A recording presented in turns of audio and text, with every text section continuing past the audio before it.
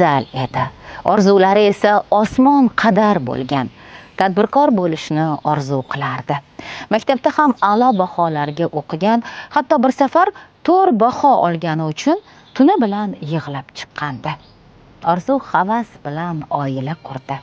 Yaxshi niyat bilan 16 kunlik chaqaloqni asrab oldi. Qalbi, balki butun vujudi mehr muhabbat bilan to'la edi. Mehr va muhabbat nafratga aylandi va u turmush o'rtog'ining umriga zomin bo'ldi. Gulsara Namozova 1984-yil 25-iyulda Toshkent viloyati Yangiyo'l tumanida dunyoga kelgan. 2021-yil 12-avgustda Ichki ishlar xodimlari tomonidan o'z uyidan olib ketilgan. U O'zbekiston Respublikasi Jinoyat kodeksining 97-moddasi 1-qismi bilan aybdor deb topilib, 8 yilga ozodlikdan mahrum etilgan. Gulsara oilaviy mojaro ustida spirtli ichimlik ta'sirida turmush o'rtog'ini pichoqlab qo'ygan.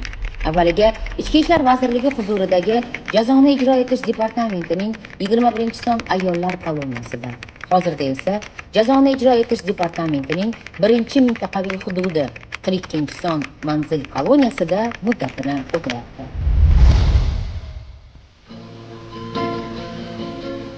Oldida turamiz, kun tartibimiz. Yotoq joyimiz 4 kishilik, 4 kishi yotamiz. 6:15 da hammamiz saflanib, 5tadan turib madhiya aytamiz.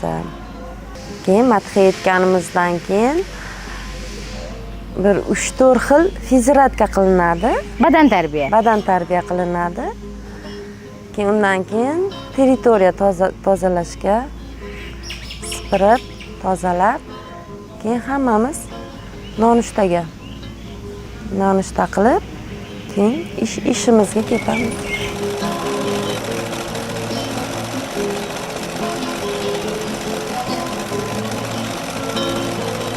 O'zimizdan bo'ladi hammasi, o'zimiz tayyorlab, o'zimiz ichib, bunaqa saflanib bormaymiz, yopiq zonaga o'xshab.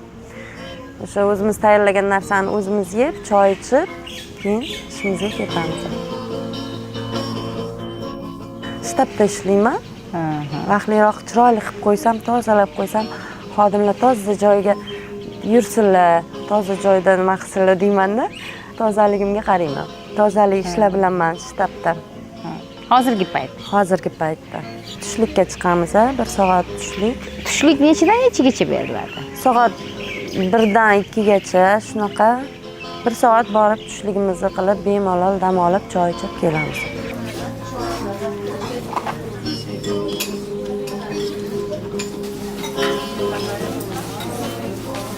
Telefon ishlatish mumkin. Telefon ishlatish mumkin. Faqat rasmga oladigan bo'lish kerak emas. Keyin diktafon bo'lish kerak emas. Shukur, o'shanisiga ham shukur bemalol. Masalan, bo'shagan paytimiz ishdan gaplashamiz uydagilar bilan. Hol-ahvol bilamiz, har kuni qanaqaligini bilamiz, chunki-da yopiq zonadan ko'ra bitta ancha bemalol uydagilarning ahvolidan xabar olamiz. Buvijonlarim bor. Nimaki qilsam, o'shalar bilan albatta bo'lishaman, chaqiraman. Ular ishga chiqishmaydi. Bir xil payt chiqishadi, mana agar o'tlarni territoriyalarga qarab yurishadi. Yoshlari kattami? Ha, yoshlari katta, pensionerda ular. Nima modda bilan tushgan ular? Bir xilgisi 97, bir xilgisi har xil. 97 ko'proq. 97-modda nima bizda? Убийство. Qotillik. Onamni sog'inganimdan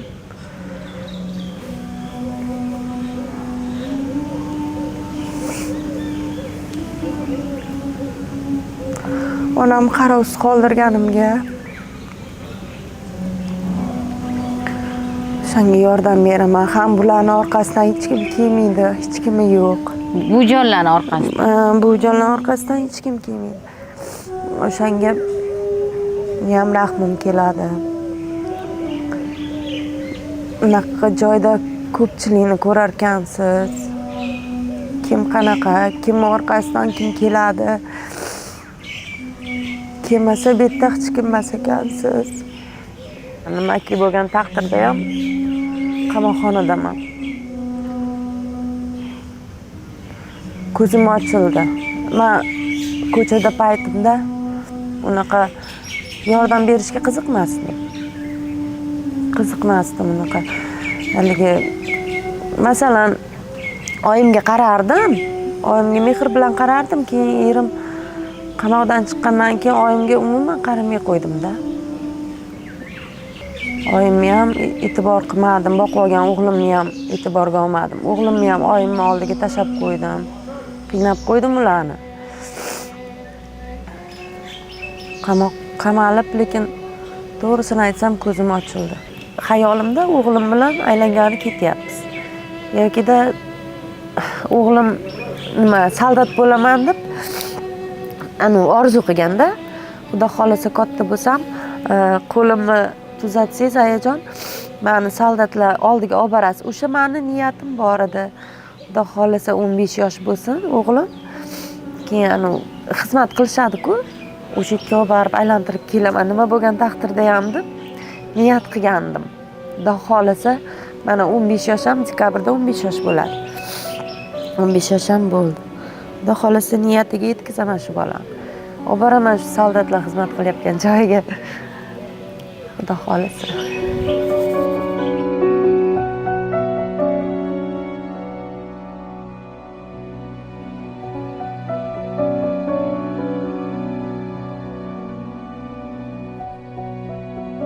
Dugonalarim ham, opa-singillarim ham ko'p bo'lgan, lekin farqiga bormaganman. Kim qanaqaligini bilmaganman. Afsusdaman, tavba qildim. Atrofingizda kimlar qoldi hozir? Atrofimda onam bilan o'g'lim. Allohim, birinchi o'rinda Allohim bor. Keyin oyim bilan o'g'lim. O'yga botib qolaman. Uning uchun men ishlashim kerak, men yurishim kerak, yoqqa bu yoqqa ishlamasam ham baribir bir narsalar bilan ovora bo'lishim kerak. Chalg'ishim kerak. O'tirib o'yga botib qolgan bu yomon og'ir, juda ham og'ir. Nima xayolingizga keladi? Nimadan qiynalasiz? Men qiynalgan narsam shu Alloh oldiga borib nima deyishdan qiynalaman. O'shandan ko'proq qiynalaman. Qilgan gunohim uchun tavba qilyapman, baribir yetarlimi-ki?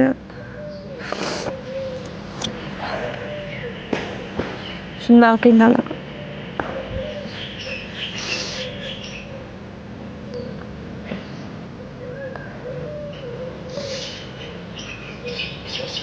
Bir xil payt ertalabga yaqin uxlayman.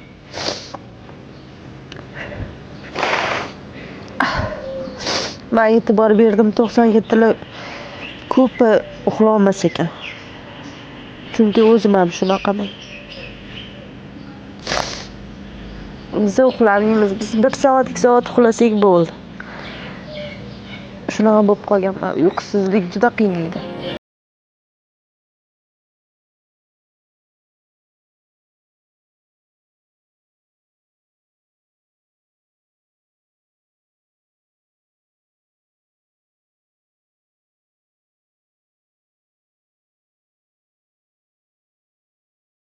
Nimaligini bilmaganlar uchun eshitish oddiy.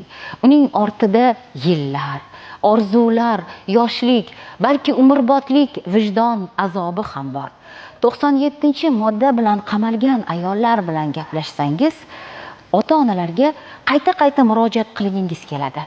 Qizingiz sevganiga turmushga chiqaman desa, qayta o'ylab ko'ring. Qizingiz oilasidan azob chekib sizga murojaat qilsa, uyingiz eshigini yopishdan avval qayta o'ylab ko'ring. Toki nabiralaringiz yetim qolmasin. Siz esa koloniya sarson bo'lmang. Bugungi ishtirokchimiz Gulsara Namozova ham 97-modda bilan ozodlikdan mahrum etilgan. Hech qachon hayolimga ham kelmagan bunaqa og'ir gunoh bilan qamoqxonaga kelib yoki boshqa yengil gunoh bilan ham qamoqxonaga kelish tasavvurimga kelmagan umuman. Men boshqacha umuman tasavvur qilganman hayotimni. Misol o'sha joniga qasd qilgan turmush o'rtog'im ham qamalib chiqqanda qamoqxonani gapirib bermaganlar, chunki qiziqmaganman. Qanaqa bo'ladi, qanaqa yo'q bo'lmagan. Orqasidan borgan taqdirimda ham qiziqmaganman qamoqxonaga umuman. 2021-yil 12-avgust hech qachon esimdan chiqmaydigan kun. Chiqmasa ham kerak. O'sha kuni xodimlar olib ketganda ham tasavvur qilmaganman, men qamalaman deb ham o'ylamaganman. Chunki tirik deb o'ylaganman-da, o'lganini ko'zim bilan ko'rmaganimdan keyin. Bilmaganman, men qamalaman, qamoqxonaga tushaman demaganman. Keyin o'lgan degan deyishgandan keyin shokka tushib qolganman. Shokda bo'lganman. Xayolimda odam o'ldirgan ayol bitta o'zim deb o'ylaganman. Shunaqa deb o'ylaganman. Baribir ozodlik boshqacha. Baribir to'g'ri qamalib ko'p narsani ko'rdim, ko'p narsani his qildim, qiynaldim, juda qattiq qiynaldim. Baribir qamoqxona. Ota-onamiz oldida bo'lganimiz boshqacha, bolalarimiz oldida bo'lganimiz boshqacha. Ozod inson bo'lganimiz baribir boshqacha. Ozod bo'lishimiz kerak. Chunki biz ayollar bunaqa joyga mos emasmiz.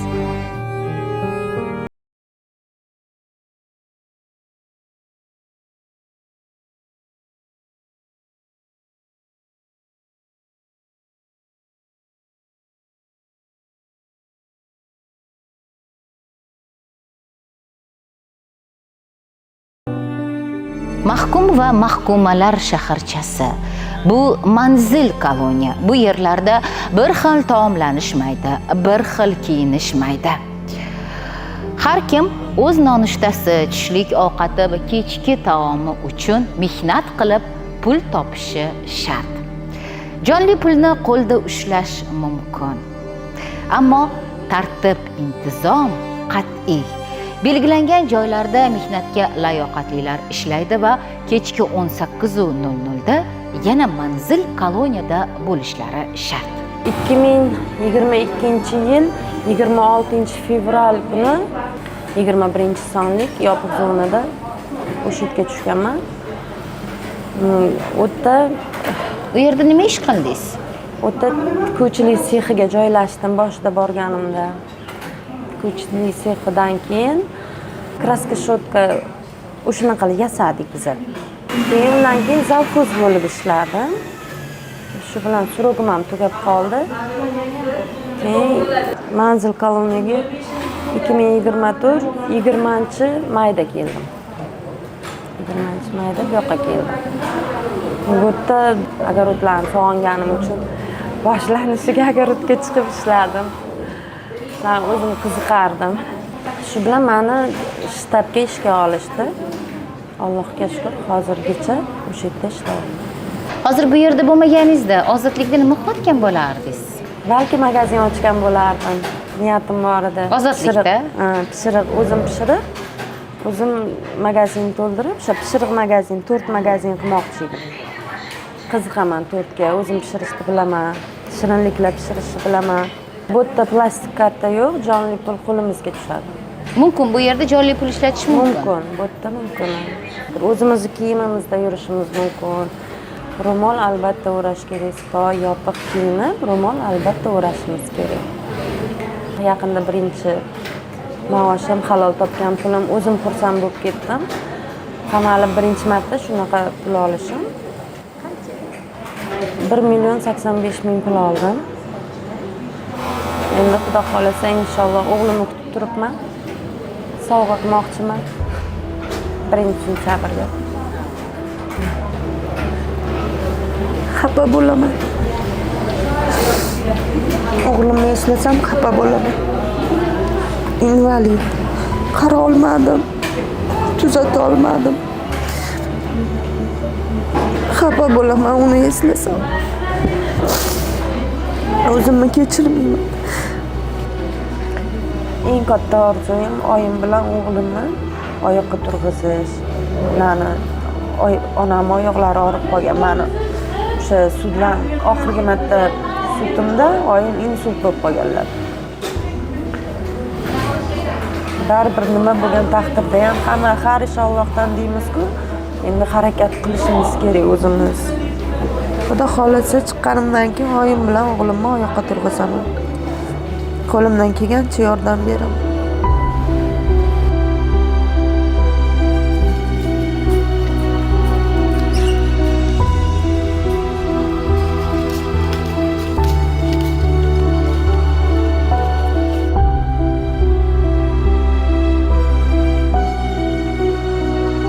Voyaga yetganda sovchi kelganda oyim rozi bo'lardilar. Men norozi bo'lardim, chunki-da epilepsiya kasalim bor edi.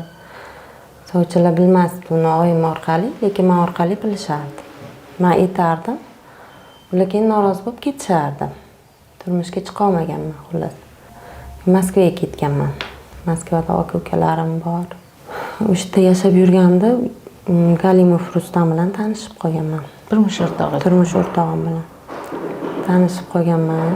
U uylangan, bitta bolasi bo'lgan, ajrashayotgan bo'lgan. Keyin ancha gaplashib yurdik. 1 yildan oshiq gaplashib yurdik u bilan.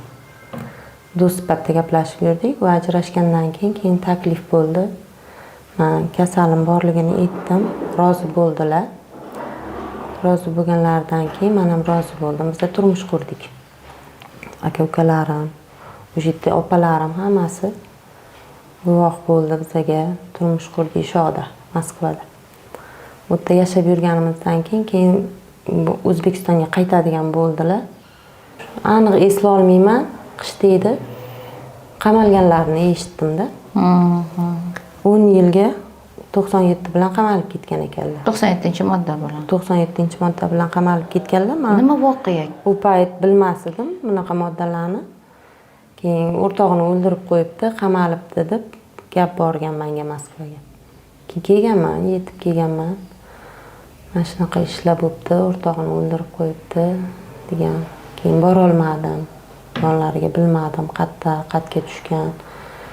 Qaynonam stressda, qaynotam stressda bo'lganlar. Ular ham jahl, ancha bormadim ularning oldiga ham. Keyin oradan hech qancha o'tmadi, ketdim Moskvaga. Qaytib ketganman. Moskvaga ishlashim kerak edi. Qaytib ketganimdan keyin oyim telefon qilib, mana kvartirani qo'yuvdim. 2 xonaga bo'sh turmasin deb. O'sha yerda farzand tug'di. Bitta ayol tashab ketdi dedilar. Sani farzanding yo'q qizim dedilar. Sen dedilar, agar senga beradigan bo'lsa, olamiz shu farzandni dedilar. Chaqaloqni. U nima deyotgan ekan? Nima deydi? Vakuum. Mazasi yo'q ekanda. Keyin keldim. 15 kunlik chaqaloq ekan. Qo'limga berishdi, oldim. Keyin oyisi qani buni, nimasi, dadasi qani? Hech bo'lmasa qarindosh urug'i bordir deb qidiruvga berdik. Tashab ketib yorishganda ular. Buvasini topdik. Keldi. Menga bola kerak emas, men qizim yerga tekkanini bilmasdim dedi. Ular damkom, uchastkovoy hammaligini yig'ib, biz u bolani onamning nomiga vasiylikka olib qoldim. Meni bag'rimda bola katta bo'ldi. Uni 6 oyligida bilib qoldim. Invalid kasalligini, epilepsiyasi bor, nogiron ekan. Bir tomoni ishlamaganini beshikka belasam, bir tomoni ishlab, bir tomoni ishlamagan. O'shandan doktor ko'rsatsam, nogiron deb chiqarish berishganda, ishlamaydi deb bergan. Keyin областnoyga uchetga qo'yib, davolashni boshladim o'g'limni. O'shanga faqat o'shan bilan bo'lib qoldim. Boladan voz kechish fikri xayolingizga kelgan? Yo'q, kelmadi. Umuman kelmadi. O'zim farzandim yo'qligi uchun. Shuning uchun Alloh berdi deb aytaman hammaga. Shu bolani men katta qildim. Allohga shukr. Turmush o'rtog'ingiz qanaqa fikrda bo'ldi?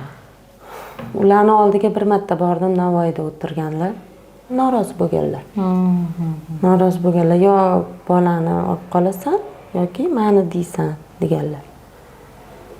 Keyin bolani olib qolish fikrida bo'lganman, ularni demaganman. Xafa bo'lib bormaganman, yonlariga ham bormadim, keyin bormay qo'ydim. Keyin bu bola uchun harakat qilishni boshladim. Moskvaga ketib, uy qurdim, yer oldim, uy qurdim. O'sha uylarni nima bo'lsa ham, kichkina bo'lsa ham qurib oldim bolam uchun. bolam uchun harakat qilaman ertaga. Shuni shitda xudo xolisa yaxshi nima qilib qarayman deb niyatda bolani katta qildim. Hayotim rosa yaxshi edi. Juda ham yaxshi edi hayotim.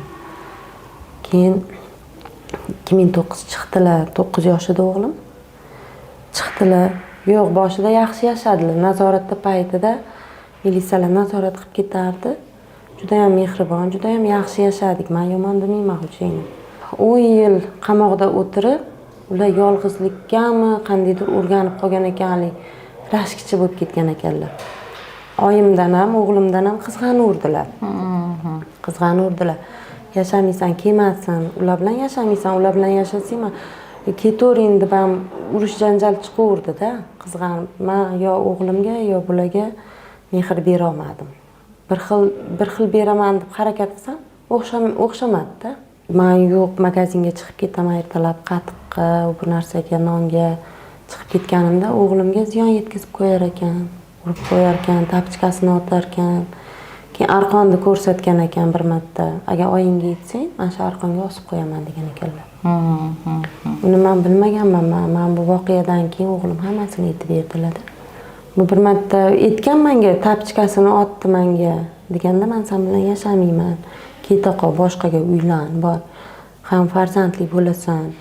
Menda farzand bor bo'lmaydi, menga farzand kerak. Men buni yoshligidan boqib katta qildim. O'zim niyatim bor. Oyoqqa turg'izish, lekin men demayman deganman. Nima dedi? Keyin ketardilar. Ketardi-yu, ertasi kuni yana qaytib kelardilar-da ichib. Uy siznikida-ku, ichki kuyov bo'lib kelgan. Ichki kuyov bo'lib. Nimaga haydab bormadingiz? Haydab borganman, ko'p haydaganman. Militsiyalarni ham chaqirganman, portalga ham telefon qilib yozganman, qog'oz ham yozib berganman. Uchastkovoylar hammasi kursda edi. Ular janjalkash oila deb uchotka qo'yib qo'ygan. O'g'lingiz oyingiz bilan? Oyim bilan-da, chunki urush janjal ko'p bo'lgandan oyimga berib qo'ygandim. O'sha kuni bo'layotgan voqea. Bozorga borib, bozorlik qilib keldi. Yeb ichdik, yana aroq olib kelgan.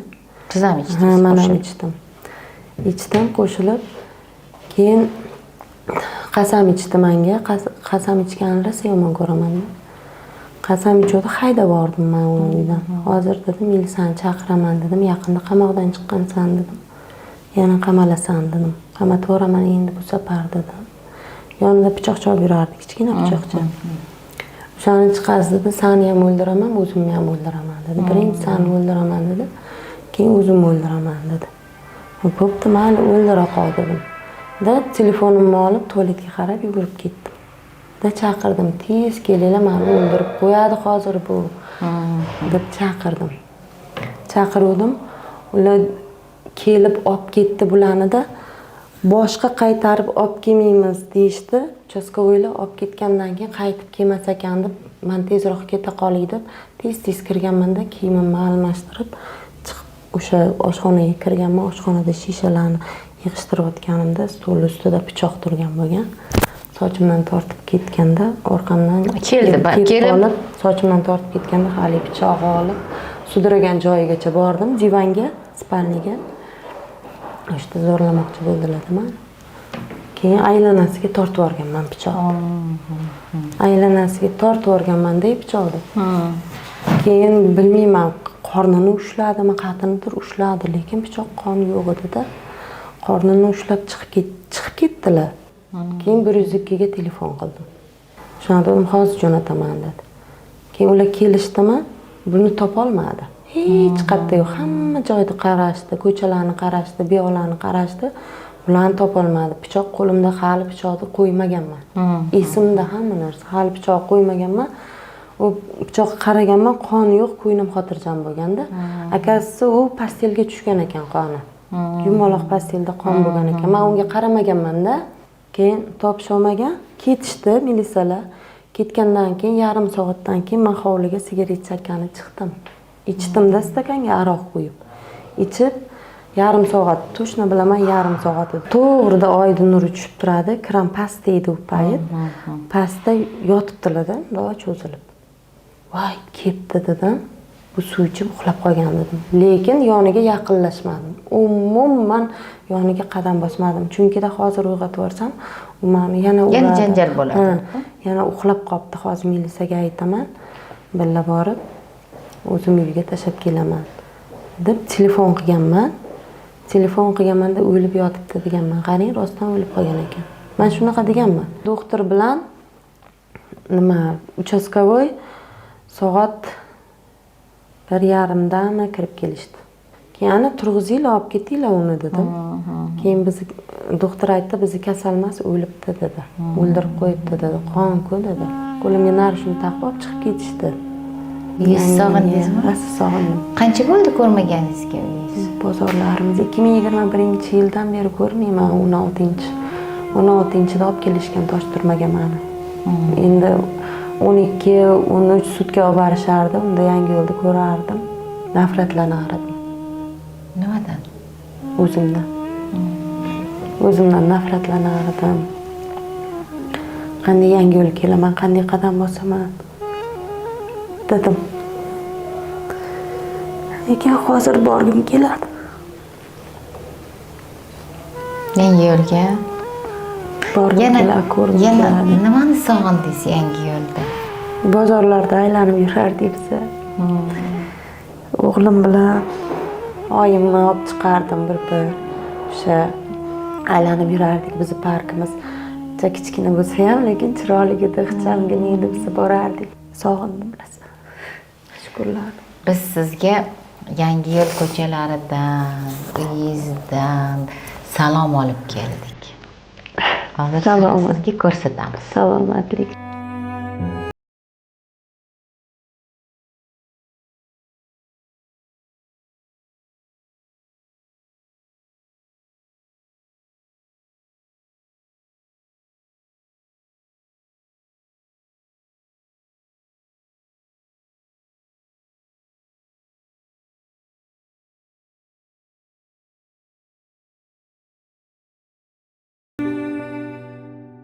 Mani 10 nafar farzandim bor qizim. Bu sara nechinchi farzand? Bu 4-farzand. U to'g'rishda quvnoq, shunaqa chiroyli, har gapida kulib gapiradigan qiz bo'lgan. Ko'rsangiz havas qilardingiz. O'zim temir yo'lda ishladim. Bironta bolamni o'qishsiz qoldirganim yo'q. Bu sara maktabda qanaqa o'qigan? Yaxshi o'qigan. 5 ga o'qirdi. To'g'ri olib kelsam yig'lardi. Korxona ochsamda odamlarni ishga jalb qilsam degan niyat bilan borardi. Keyin ko'proq san'atga qiziqardi. San'atga qiziqqani uchun bizda kostyumer bo'lib ishladi. Madaniyatda. Xudoga shukr, hech kimni dilini og'ritgan yo'q. O'sha yerda ham quvnoq, kulishib, boshqa qilishib yurgan qiz edi. Mehnatkash edi-da.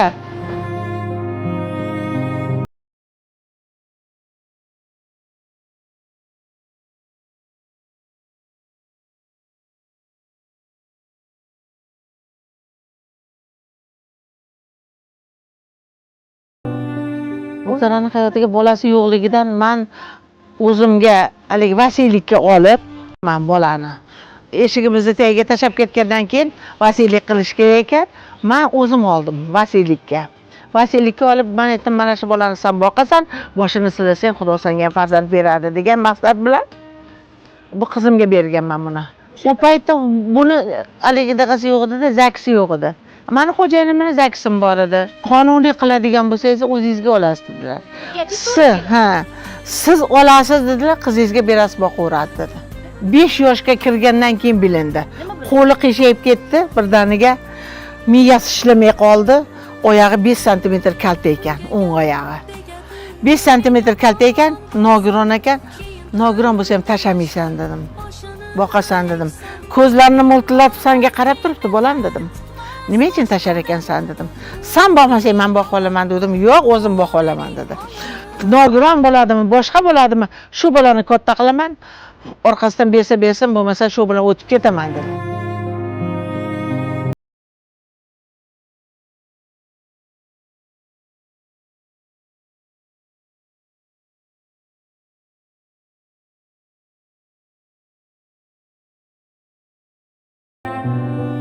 Bizda mani oyijonim bo'ladi. Sog'insanmi? Yaxshi ko'rdim. Ha, yaxshi ko'raman, osh. Gulsara qilib berarmidilar? Hı.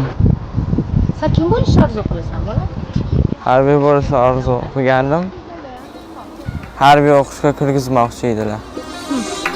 Siz yashagan hovlilarga bora olmayman onajon. Zo'rg'a yuribman qizim. Oyog'im yurmaydi yaxshi. Yaxshi yura olmayman. Ozgina yurib kelsam nafasim qisilib yotib qolaman. 5 kun do'mbiravatda yotib kelaman qizim yuragimga. Yuragim ushlab qoladi. Yuragim ushlab qolgandan keyin men chidolmayman.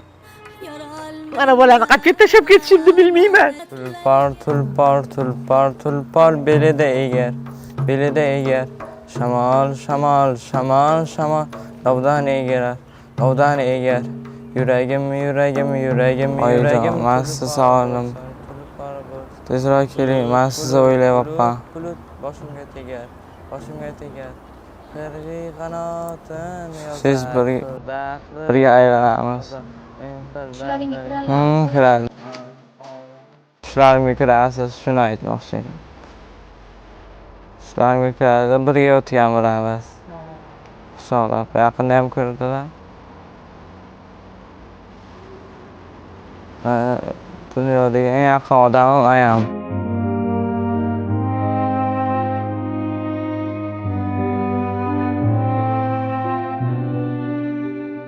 Bu jonimdan bekitib yig'lab yuboraman sizni sog'inganim.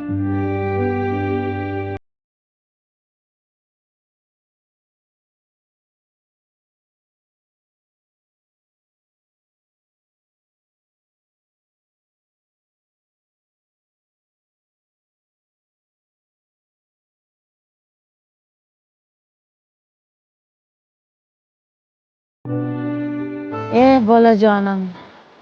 Mana o'g'ling ham katta yigit bo'lib qoldi. Eson-omon chiqib bag'ringga olganingdek men ham xursand bo'lgan bo'lardim. Ovqat ustida yig'layman. Og'zimda oshim, ko'zimda yoshim. Nima qilishimni bilmayman jon bolajon. Eson-omon chiqib kelgin. Iloyim, shu bolangni bag'ringda o'zing katta qilgin, bundan bag'iga kelinlar olgin. Baxtli yashagin. Qani joning sog' bo'lsin. Iloyim, seni kutib qolamiz. Jon kutyapman sizni.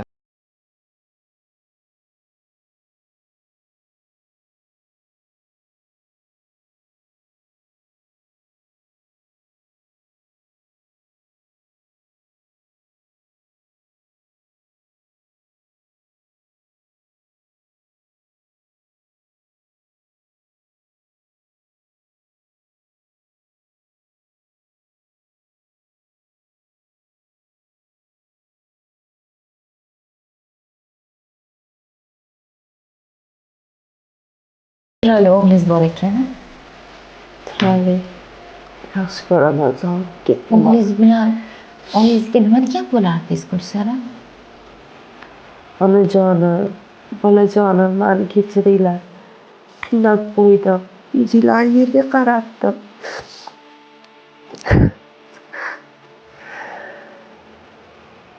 Kechiringlar meni. Turmush o'rtog'ingiz ota-onalari hayotda. Ularga nima degan bo'lardingiz Gulsara? Ularning yuziga qarayman. Ulardan kechirim so'rayman, lekin uni kechirishmaydi. Kim farzandini o'ldirib qo'ygan ayolni kechiradi? Mo'jiza bo'lib orqaga qaytsak, yaxshi yashaydi. Hech qachon alkogol ichimlik ichmasin. Umuman ichmasin.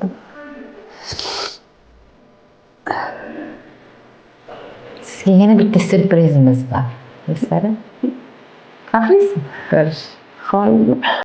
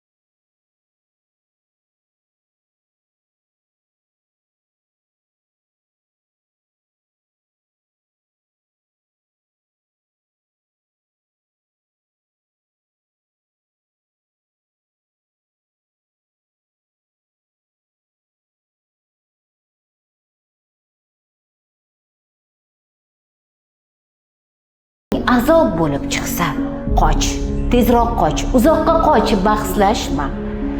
Hech narsani oqlashga, isbotlashga urinma, toki onangning, farzandingning ko'zlari yo'lingda qolmasin. Ozodlik esa orzuga aylanmasin.